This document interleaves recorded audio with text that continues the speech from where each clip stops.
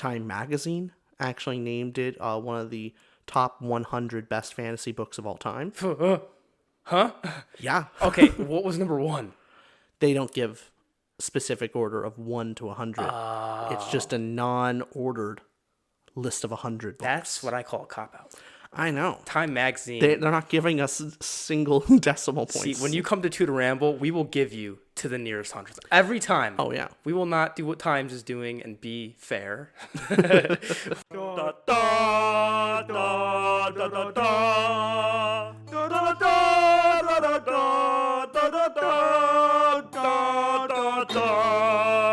Welcome everyone to the Ramble podcast. I'm Richard. I am Austin. And today we're doing our pitch review on the Rage of Dragons / the Burning series. Yes, and 2 of the books are out of the 4 in the series that will eventually be. Yep, 4 books out. Awesome. Okay, so this, if people don't know, pitch review, you've read the book, Richie's read the book, Richard's read the book, I have not read the book. If you're here and haven't read the book, Richard's going to pitch this to us. Yep. Sweet. Simple enough. Let's get straight into what the summary of this book is. What's the overall pitch of Rage of Dragons? Got it. So I actually was trying to come up with my own pitch of it, and I started writing it, and I was coming across some interviews that he's taken, and Evan Winter himself, the author, had, I think, the best pitch from it, so I'm just going to read what his pitch of his series is. So the author pitched his series the best. Shocker, right? Yeah, I know, shocker. Yeah. But, okay. Rage of Dragons is an epic fantasy about an endless war in a world where women are the only magic users and highborn men are bigger, stronger, and faster than their lowborn counterparts. It's a story of a lowborn swordsman whose life gets torn apart, and instead of trying to put it back together, he chooses to walk through hell so that he can do a little destroying of his own. It's a Bronze Age John Wick learning how to be John Wick so he can hunt and bring down 3 super soldiers. Damn. I think he said it the best himself, and it's a very accurate description of the series. So what kind of, that gives a gist of it, but what kind of genres would this cover? I mean, action, I assume. Action, revenge, fantasy, epic fantasy type things. This is right down your alley because you love your revenge stories. Oh yeah, this really spoke to me personally. Mm-hmm. So, great series. I hear all the time that this is one of those books that you recommend a lot. Yeah. As one of your favorite action-packed. Ooh, I get excited reading this. There's several scenes that you've not told me what the scenes are, but just go. I've reread them actually. Really? I've just felt like I'm feeling a little. I just kind of want to read it again. I'll pull it off my shelf and read it. Wow. And I have to find the chapter again. So. Wow. Okay. Yeah. Nice. So Evan Winter himself, he was actually born in England, grew up in Zambia, and now lives in Canada. Okay. A little bit about him. He trained in Brazilian Jiu-Jitsu off and on, which significantly helped with his description of fighting because it is very detailed and it sounds like it reads like someone who knows how to fight. So it's very good. Zambia itself was a huge influence on him for the world setting. So the main influence is Zambian mythology and historic. So that's the main fantasy influence. So all of the characters are black. All characters. So if you get kind of the feel, it's African fantasy, which awesome. I wish they would do a movie of this one. So, and accolades. I got to jump in. Is there any prospects that this is getting seen, or is it not even close to movie level? I looked for. Okay. Hey, when is it getting adapted? Yeah. It is not. No inkling of it, which kind of surprises me. I would think this would be picked up. This would work great as a movie. How popular is it? Is this a very well-known book? Because I've only heard of this through you. I have not heard this in a lot of conversations. It's popular in fantasy circles. Okay. So even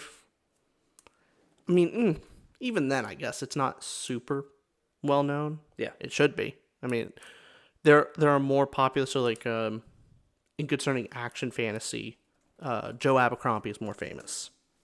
I wouldn't be surprised if they do some adaptation of his work because it's so big. But I think Evan Winter belongs up there. So, Some of the accolades on the Reddit Fantasy Award gave it the award for best debut fantasy novel in 2019. Time Magazine actually named it one of the top 100 best fantasy books of all time. Huh? Yeah. Okay, what was number 1? They don't give specific order of 1 to 100. It's just a non-ordered list of 100 books. That's what I call a cop-out. I know. Time Magazine. They're not giving us single decimal points. See, when you come to Tutor Ramble, we will give you to the nearest hundredth. Every time. Oh, yeah. We will not do what Times is doing and be fair. We will go all out. Yeah. So it's in the top 100 ever, according to Time? Like all time? According to Time Magazine, top 100 best fantasy books of all time. Jeez. Okay. It's a high bar. That's all right. It's a high claim. But, do you agree with that high claim? Well, to be fair, so I gave Rage of Dragons itself. Oh, are we going rating right now? I'm going to go right to rating. What's the rating? 8.05. Above 8, great. Solid score. Great score. And that's for the Rage of Dragons. Yep, and awesome. I gave Fires of Vengeance. That's the second book? Yep. Okay. 7.95. So together it's like an 8. Exactly. Oh, the series averages out to an 8. Wow, that's great. Oh, yeah. That's great. Does that hit the Richard top 100? I mean, it has to. Like, how many books are there? Yeah, You've read. I haven't read like that. It is in the top 100, duh. Yeah, I don't think I've read. I think I've read maybe just over 100 fantasy books. Got it. But not much more. If this was top 100, that would be like your least favorite. So, yeah. So it's up there in your upper echelon. You really like this. Yeah, exactly. Cool. So some of the influences, this is taken from a little bit from Evan Winter. He actually says it's more like it's a Game of Thrones meets Gladiator on Arrakis. Oh, come on. So, and Arrakis being the planet for Dune. Dune, yeah. Yep. That is okay. That's a cool pitch from him. I like that. Yeah. So, so I actually would say some influences that it's kind of like it's a fantasy revenge focused version of Red Rising. It does have some big similarities to Red Rising, except it's a fantasy genre. Right. And where Red Rising has a revenge element to it, certainly has a revenge as a focal point. Mm-hmm. This one, it is the sole focus. So we did a pitch on Red Rising, which is a series you also liked. Yeah. So if someone's read that series based on, our recommendation or your recommendation, of course. So if someone read Red Rising, probably going to like Rage of Dragons a lot. Yeah. And vice versa. Exactly. Yeah. If you were reading Red Rising and going, man, I really wish they had more of that focus on the revenge plot, then this definitely scratches that itch. Nice. Okay. All right. You want to get into specific scores for Rage of Dragons? I do, yes. Series? Let's first, what I'm most interested in first is emotional impact. Because you give a high hype and high praise about how this made you feel. So how high is that score for Rage of Dragons? For Rage of Dragons itself, I gave it a 9 on emotional impact. 9. Gets the 9. It was exciting. Excellent. I mean, any book that can get me to just like want to reread a couple chapters every so often has to give it that 9. Is this the kind of book that's going to make you cry or make you cheer? What kind of angle does this go? Cheer? In many ways, I would actually say it had all the good parts of a fun action anime. Like when I was a kid watching Dragon Ball, and he gets a new transformation, a training montage, and he beats the villain. It made you feel like that. It's I don't know. It's a more complex version of that feeling. And I imagine a lot of the fight scenes were we'll get into how it's written, but I imagine a lot of the fight scenes were really emotional because of how well they were written. Oh, yeah. And they just get you.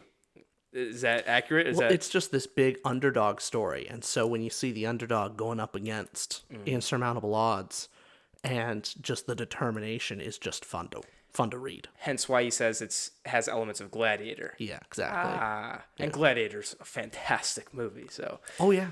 Like, I'm surprised you haven't read the book yet. Yes. I've been trying to get you to it, but you keep saying, "Oh, I'm going to read Lord of the Rings first." But then I gave Fires of Vengeance an 8.5. Okay, for emotional impact. Yeah. So together it's like 8.75, but exactly fantastic emotional impact, and people that pick this up should expect a badass revenge. Get excited. I'm watching blood and fights, and that's what you're expecting in this book. As a lot of it was because I was emotionally connected to the characters, especially. A lot of the decisions characters made may not have been the right decisions, but they were the right decisions for those characters. If you know what I mean, like, and that really gets you going because you're like, oh no, don't do that. Oh no, he's gonna, and you feel just this like panic for the character because you as the reader know that that's going to be a terrible decision. What'd you rate characters out of 10? Yeah. So for Rage of Dragons, I gave characters an 8. 8 out of 10. Great. With Fires of Vengeance, 7.75. Okay. And I'll be honest, the characters were really well done.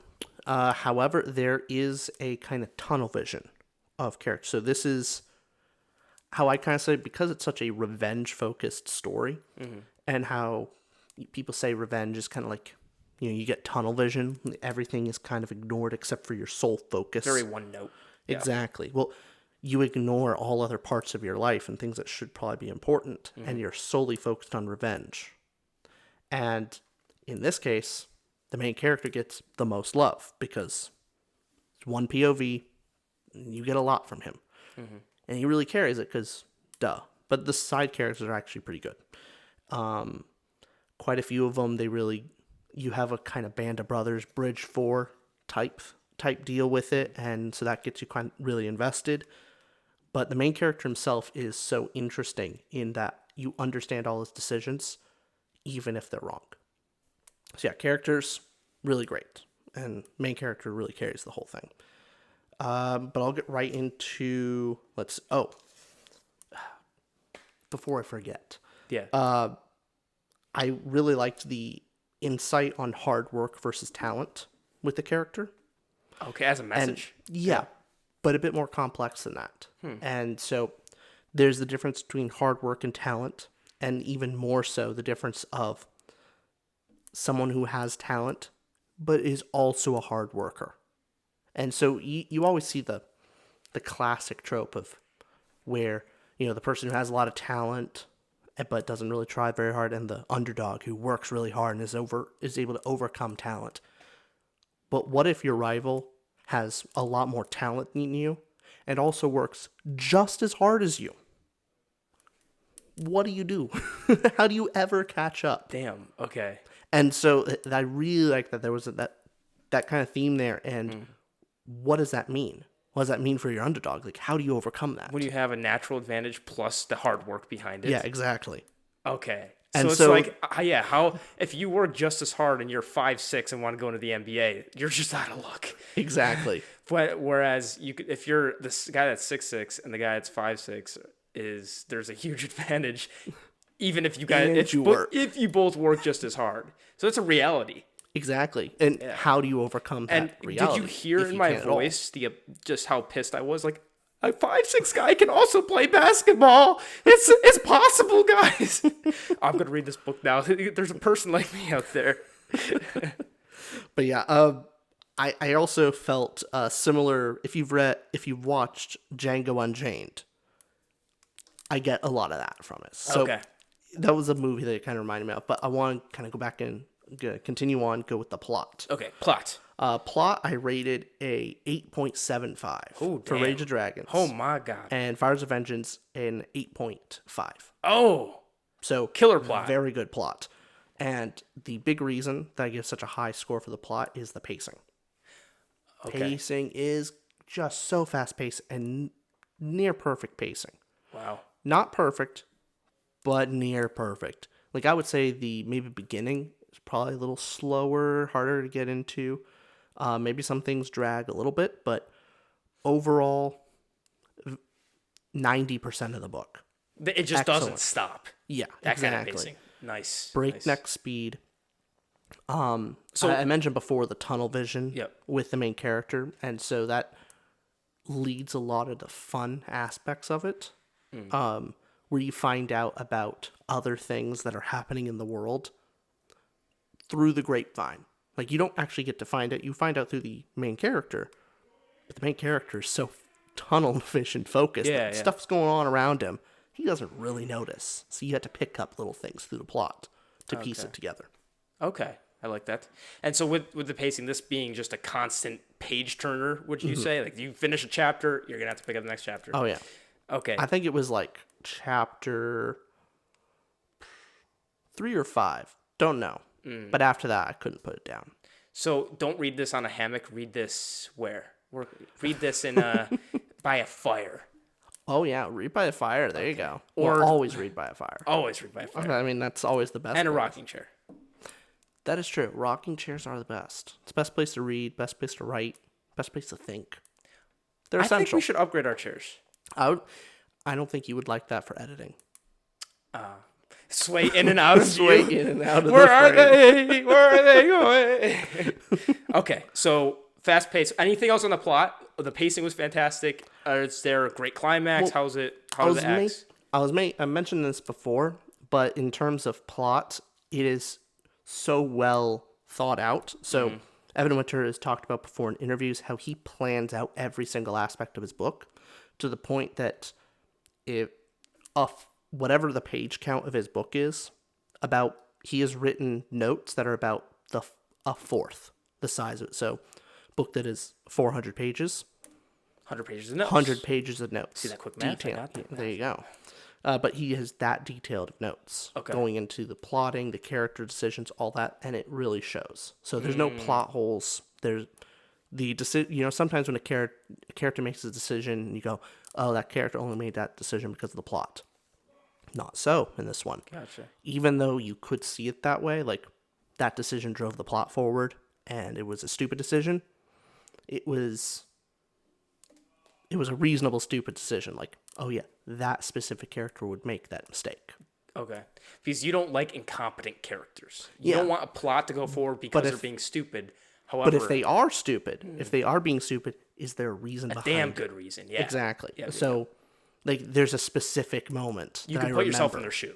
Exactly. There's a specific moment in the book that is such an objectively stupid decision. Like, oh my God, you're going to ruin everything. And everyone around him is like, you're going to ruin everything. Like, everyone's telling You're saying this as a reader, too. Oh, yeah. No, it's just like, what the hell are you doing? Stop! Yeah. And then all the characters around like, what the hell are you doing? Oh, I hate those moments. But here's the thing. Okay. Throughout the whole book, of course this character would do that. Of course they would make, they don't care about consequences. That's nature of revenge. Like, doesn't care about what the consequences are. So I love that aspect of it. Okay. And if a book can get me to like that aspect, that's very good. Because usually those plot movements are done so cringely, or how do you say that? But just done in a way that makes you go, stop. Oh, it's so stupid and incompetent. The thing is, what Evan Winter does with it is there's a bunch of little moments like that throughout going up to the book where you go, oh, that was the wrong decision, but you get why. Like, and he keeps, like, you see his thought process when reading it. Yes. Yeah, it's like, oh, he's consistently making the wrong choice. Okay. But he's driven for it. And so when it comes to the big decision, it's like, of course. Of course. Okay. Let's get to the dragons. The magic system, the world building. Would you rate that? How was it? Magic system, I gave Rage of Dragons a 7, and the world building a 7, and the Fires of Vengeance 7.5. Okay. I quite liked I quite liked it. Again, it's a give and take. So because it is so focused on the main character that you don't get a lot of the outside world, you have to pick it up through little conversations. It's not, you only know what the main character knows, and the main character is so focused on one thing, doesn't get to see a lot of the world. Second book, you get a little bit more. You get a little bit more of that. So, is this from one point of view? In the first book, yes. Okay. Yeah. So the first book, you're so, like you said, tunnel visioned into this character. That's what you see, and it almost affects the world in a way. Thing is, it's twofold. Like, it's pretty fun to piece together the world through the character's lens. So that's interesting. But it also means left out some of the details. There's some interesting stuff going on, like, oh, I want to know more. But you don't. You don't get to know more. He's too busy fighting. Yeah, exactly. Oh, look at that cool thing. and then just distracted. Yeah. But the magic system is super cool, super fun and inventive, and used in very creative ways. Great. So enjoyable there. Great. Let's see. Definitely worth mentioning again, of course. African Zambian inspired fantasy. There's some elements in there that you can kind of pick up on where it was inspired from. Some of the cultural,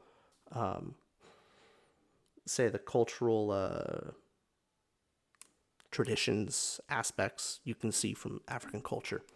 But yeah, you have the class structure, which is really simple, like Red Rising, but has the class structure is rooted in something tangible in the world building. Nice. So that's enjoyable. Okay. Oh yeah. So cool. Overall, magic and world building, good. We get plot. Did we not do dialogue prose? Missed dialogue. Yeah, so dialogue prose. What did you give that? I gave it both 7.5. Okay. Mainly because it's significantly better than average. Definitely better, and it's his first book. So, got to give him that. Oh, this is his first book? Yeah. But I haven't read ever. Hasn't written anything else. Oh, so these are his only 2 books? Yep. That's very important to mention. Oh, yeah. Oh, holy crap. And you love them that much? Oh, yeah. What did this guy do? What did Everwinter do before writing? Is he a teacher? Or There's not too much. I believe he's a teacher. Okay. But I was looking. That's very impressive. Into that. So, yeah. Let's see.